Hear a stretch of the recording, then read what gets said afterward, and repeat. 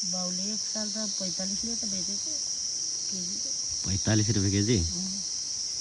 त्यति पछि बढ्छ भन्थ्यो, भाउ पछि हुन्छ भन्दै बिरुवा उयो गर्दै लाँदै गरेको, बढ्नु त बढ्यो हौ गाँठी। अनि अहिले 2200 2300 2400 पुग्यो अनि 45 रुपियाँ केजीले बेची हिँडेको हो राम्रो।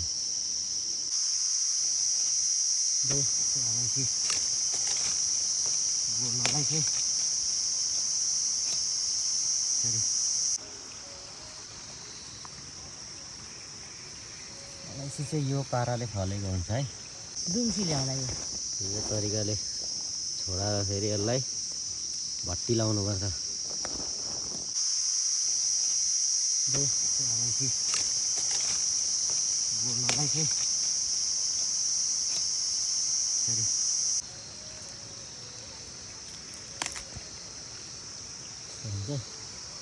यसलाई फेरि केलाउनै पर्छ। अनि यो बुढा बोट यसपालि फल्यो, यो बोटमा फलेको हो क्या त्यो भनेको चाहिँ। यो पनि यसमा फलेको छ, फलेको हुन्छ।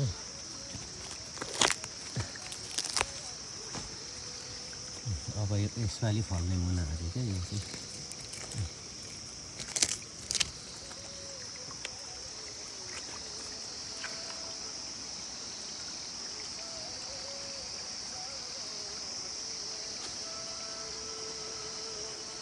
तिर त बोटहरू पनि सबै अब त सबै फेरो भने चाहिँ दामी हुन्छ फेरि यहाँ पनि। यसलाई फेरि उखालेर क्या यसपालि बिरुवा सबै लगाइदियो। यसपालि बिरुवा थप्नुपर्ने छ धेरै, निस्केको बेला ट्याङ्की बिरुवै कहिले रोपिएको छैन।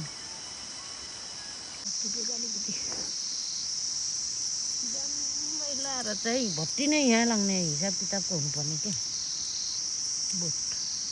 यो पारिपट्टिको क्या त्यो छाँटिदिनुपर्छ क्या हो, छाट्नै पर्छ। माथि तल्लो घरको पनि हाम्रो पनि यसपालि न किडाङ लडाइदिनु पर्यो।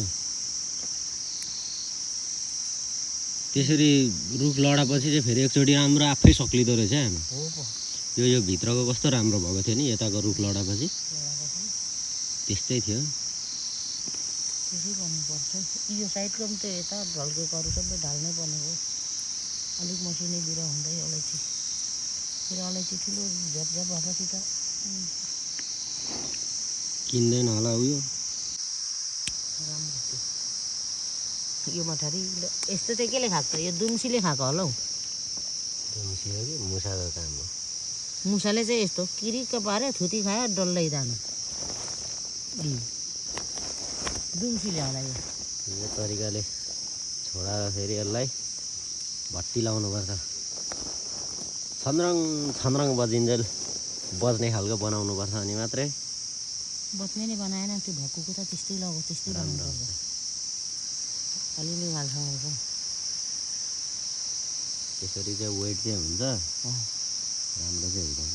अनि त्यसरी लगाऊ त त्यो 21ले। पहिला चाहिँ तिहारमा यो भित्रको चाहिँ निकालेर के भन्छ अरे माला बनाएर चेलीले माइतीलाई लगाइदिनु हुन्थ्यो होइन। अहिले चाहिँ प्राय यो कसैले बनाउँदैन पनि, त्यो चलन हरायो।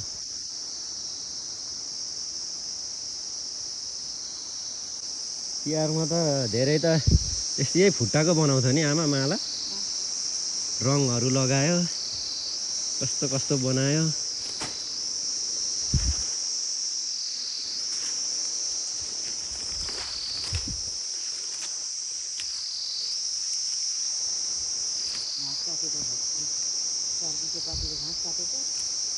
कोही ठाडै छ, कोही यतिको मात्रै काट्दै। अहिले चाहिँ बिहानको 11 बजेछ, खाना नखाइछ, भोक भोक लाग्न थाल्यो। अब चाहिँ खाजा खाएकोले छोडे जस्तो हुँदैछ है। मेरो पर्व भाइलाई बोलाएको थिएँ, आइसकेको छ भाइ चाहिँ, आएर यहाँ काम गर्दैछ। मस्त केटो गीत सुन्दै।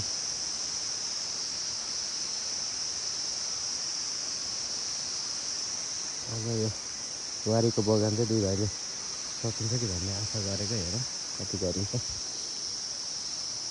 अझै बाँकी छ अहिले यो तेर्सो यसो गरियो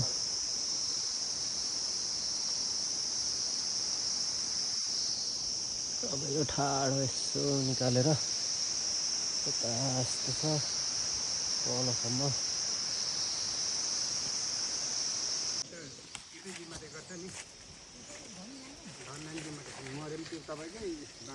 कर्ममा आउनुभएछ नि त दाजु दाजु आउनुभयो ए हजुर विचारको सजायमा 15 चाहिँ तिरेछन् त्यो उपरान्तमा गाई त्यो थोत्रे हो त्यो त यसो ओछ्याङ्ने मात्रै लिएको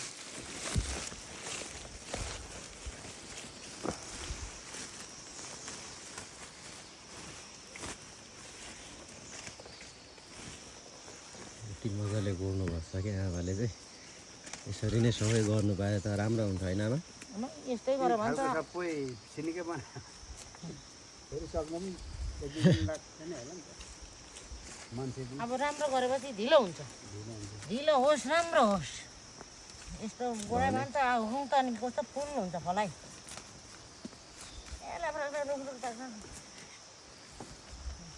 हुन चाहिँ फेरि तपाईँको यसरी मिलाएर बनायो भने फलाइ घट्दैन रहेछ है काकी हो पो त गोडाइ अनुसार पो हुन्छ हजुर मेरो पोहोर पनि त्यति नै भएको यसपालि कति फल दाजु 10 केजी पोहोर पनि त्यही 10 केजी हो अनि ऊ दाजुको घट्दै घटेन बाबै स्याहार सुसार पनि गर्नुभयो होला पानी फेरि पानी त उयो यसो टिपाइ चाहिँ अलिक मिलाएको थिएँ मैले काकीले भने जस्तै यस्तै ढुक्कै एक्लै टिपेको यस्तै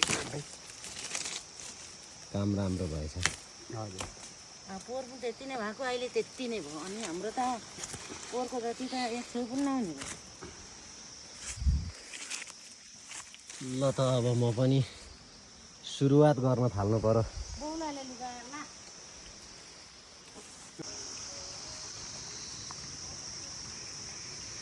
अलैँची चाहिँ यो पाराले फलेको हुन्छ है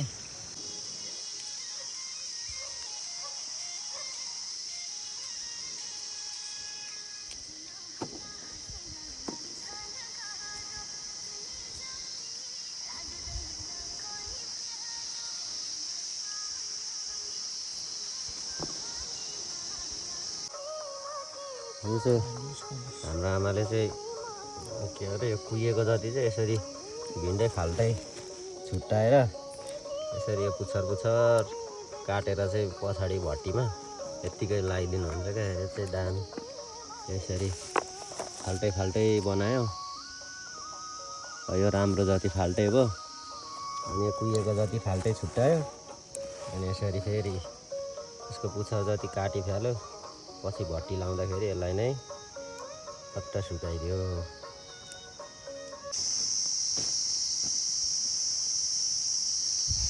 यत्रो एक पाखा चाहिँ यति एक बोर्डको एक डालो हुन्छ डालो पहिला त हुन्थ्यो एक डालोमा कस्टिएर अहिले त बिरुवा त यस्तो छ बडा गोडाइमा हेराइको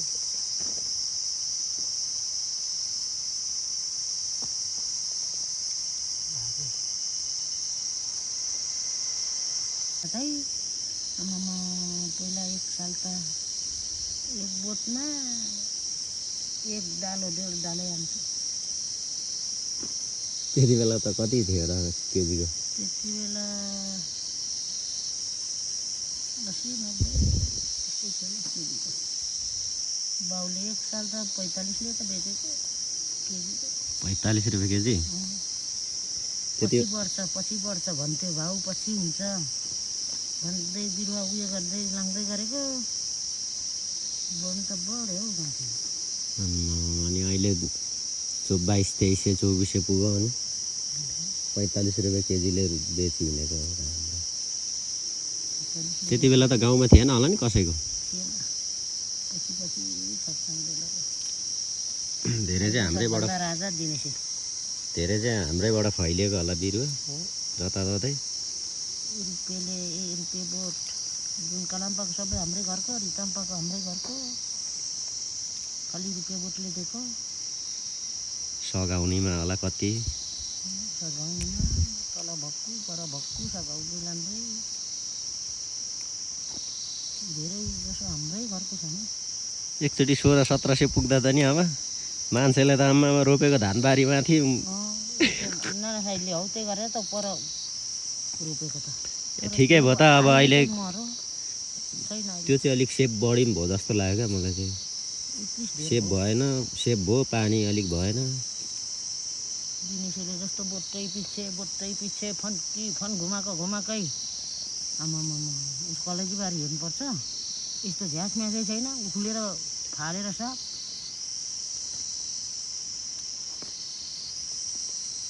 डुडेछ र कसले पनि भेटेन डुडेन भए त झन् जिनिसलाई त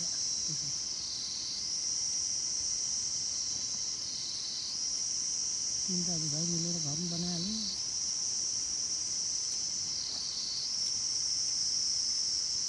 भाइको पैसाले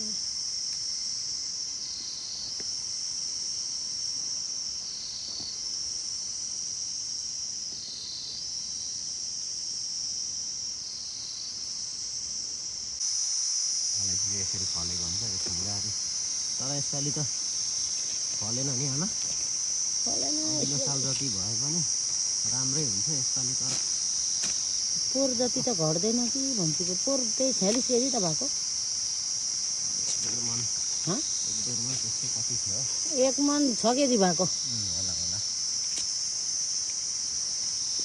यसपालि नि साह्रै त्यति त घट्दैन कि भन्छु कोनी धाराबारीको निरन्तर जारी छ अलैँची टिपाइको कार्य धमाधम गरिरहेको छु है एक्लै छु अहिले चाहिँ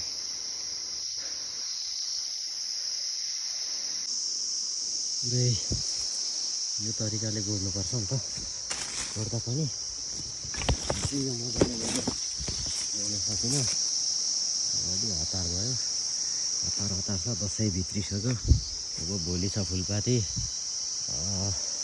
घरहरू पनि केही गरेको छैन होइन अब के गर्नु हो यस्तै छ गाउँले जिन्दगी धमाधम आज चाहिँ यो बाटा माथि त ठुलो रुख देखेकोबाट यस्तो छेकेर छ पल्लोपट्टि पनि निकै छ माथिदेखि तलसम्म छ आज भाइहरू दाजुभाइहरू यसो भेला गरेर आज चाहिँ सकिन्छ कि भन्ने आशा छ हेरौँ के कति टिकिन्छ है आज त्यति साह्रो फलेको त छैन गोड्नै भए पनि अलिकति टाइम लाग्छ नि त यो टाइपको हुन्छ अलैँची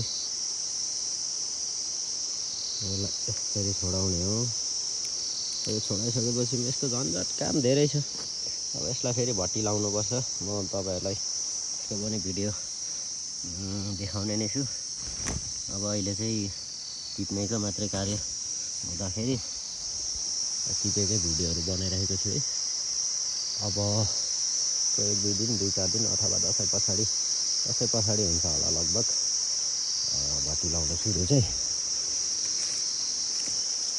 अलैँची घारी नै अलैँची घारी छ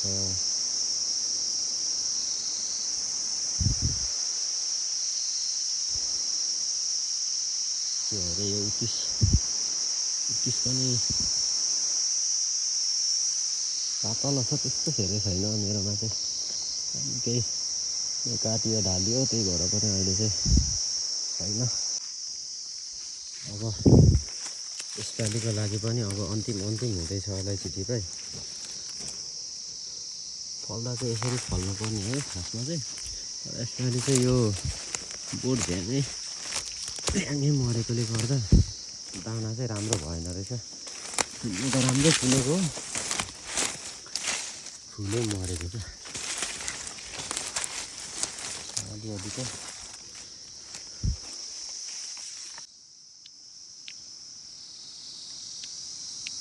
खाजा खानु थाल्यो त अब त्यसै खाने साह्रै खानु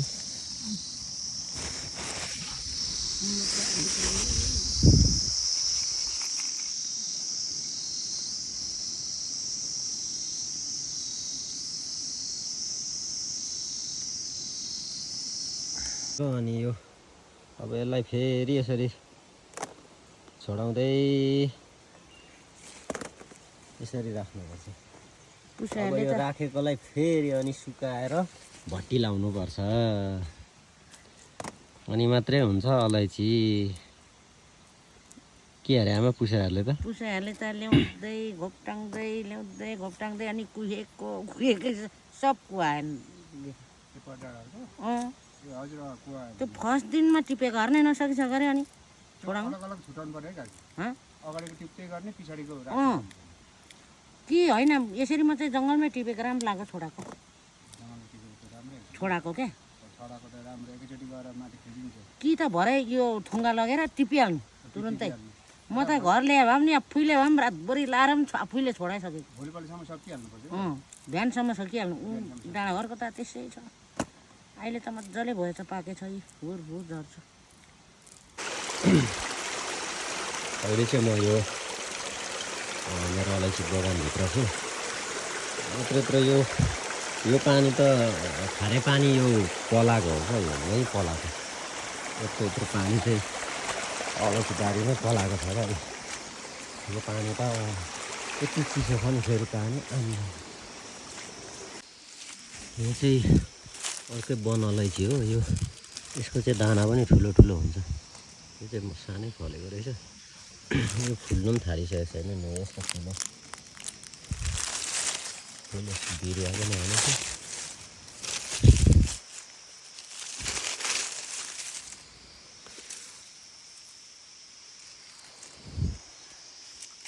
धेरै के हुन्छ बारीपट्टिको चाहिँ अब सकियो। बारीपट्टि छ कति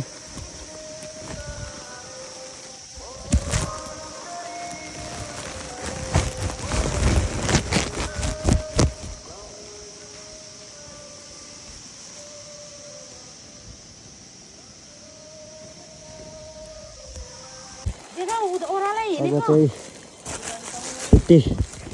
अब रात पऱ्यो धेरै टिप्यो होला 2-3 ढोक्रो मात्र टिप्यो। म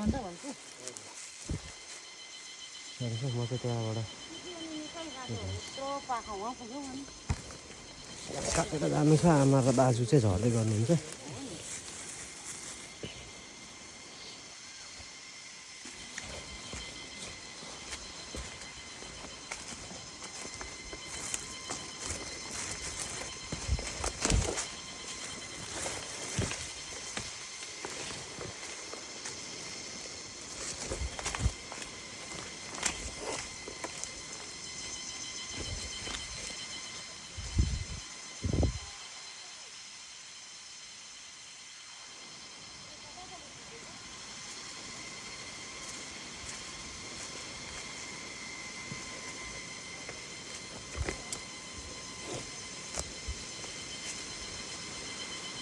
सबै ल्याइदिउँ आमा यो